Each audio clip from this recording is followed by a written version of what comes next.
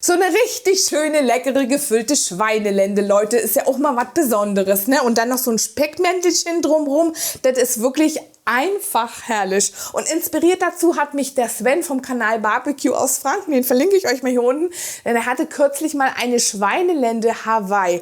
Sensationell, Sven, gell? Ja, und ich habe mir da auch ein paar Gedanken gemacht und was für uns kreiert. Und dazu schneiden wir uns erstmal eine Zwiebel in kleine Würfel.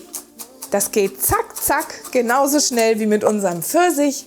Den müssen wir erst ein bisschen von der Haut befreien und schneiden ihn dann in kleine Würfelchen.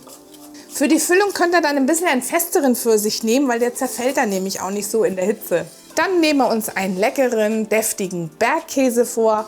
Auch den schön in kleine Würfelchen schneiden. Der hat so richtig herrliches Aroma. Und da habe ich ein bisschen schwarzen und roten Pfeffer und den mörsern wir uns ein bisschen an. Die geschnittenen Zutaten geben wir jetzt dann in unser Hackfleisch. Ein bisschen Salz und Pfeffer dazugeben. Vermischen alles schön. Und zapp, zapp, fertig ist unsere leckere Füllung. Und dann können wir uns schon die Lende vornehmen und die müssen wir jetzt parieren und sie von der Sehne befreien. Das hochgestellte Messer führe ich hier unten so an der Sehne entlang und dann trenne ich sie ab. Das müsst ihr dann noch so 1-2 Mal machen. Und dann haben wir es schon weg.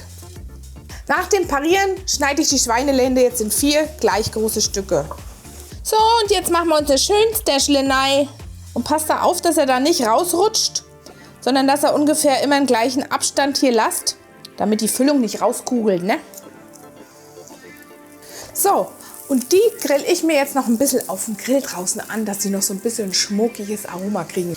Oh, hat die ein leckeres Aroma jetzt durch den Grill, so einen richtig schönen Smoke. Ihr könnt es natürlich auch in der Pfanne ein bisschen anknuspern. Und jetzt füllen wir es dann erst einmal hier mit unserer wundervollen Füllung.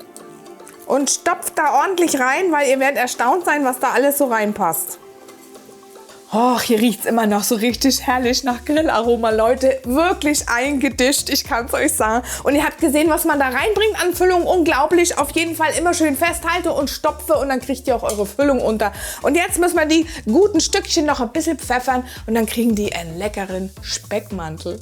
Dazu nehme ich mir jetzt erstmal 5 Speckstreifen und die lege ich so aneinander überlappend, dass ich ungefähr auf die Breite komme von unserer leckeren gefüllten Schweinelende. So, jetzt mache ich mir hier mal ein bisschen Platz, weil dann brauche ich jetzt nämlich noch mal 2 Streifen.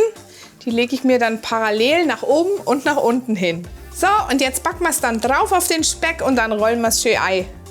So, jetzt können wir die Kanten hier schon ein bisschen einschlagen und fast schon zumachen. Und dann schlagen wir die 2 Streifen Speck noch über, so ein bisschen diagonal. Dasselbe von hinten auch noch.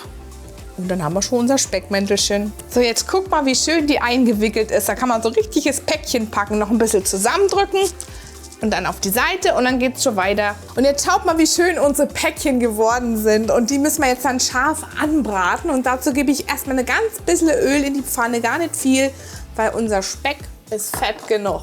Ich habe mir das Grillthermometer hier schon mal bereitgelegt, denn wir brauchen am Ende nämlich eine Kerntemperatur von 57 Grad, dass unser Stückel Fleisch so richtig schön saftig innen ist.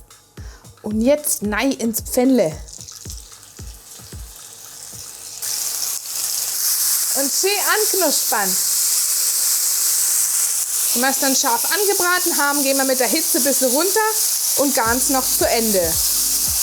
Und jetzt schaut mal, wie sich das hier entwickelt. So lecker und es riecht so gut. Und jetzt brauche ich mal mein Grillthermometer. Da habe ich den Fühler. Den setze ich hier ganz in der Mitte von der Seite an.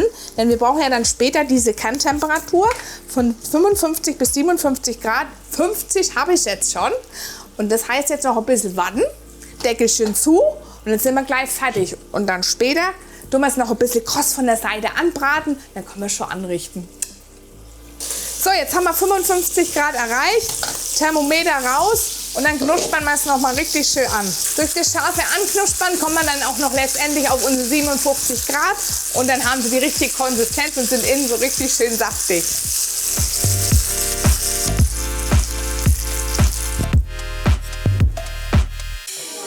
Und jetzt schaut doch mal, Leute, wie der Saft hier rausläuft unten. Diese Füllung, echt herrlich eingedischt. Und da freue ich mich jetzt echt riesig drauf. Da könnt ihr natürlich gerne noch eine Pfeffersoße dazu machen, ein paar Spätzle. Oder ihr esst es so mit dem Salat, ist echt ein Hammer. Und wenn es kalt ist, als kalter Braten auf Brot, Wunderbar. Und hier sind auch noch ein paar leckere Rezepte für euch. In den Videos sehen wir uns gleich wieder. Ich wünsche euch was. Bis dann.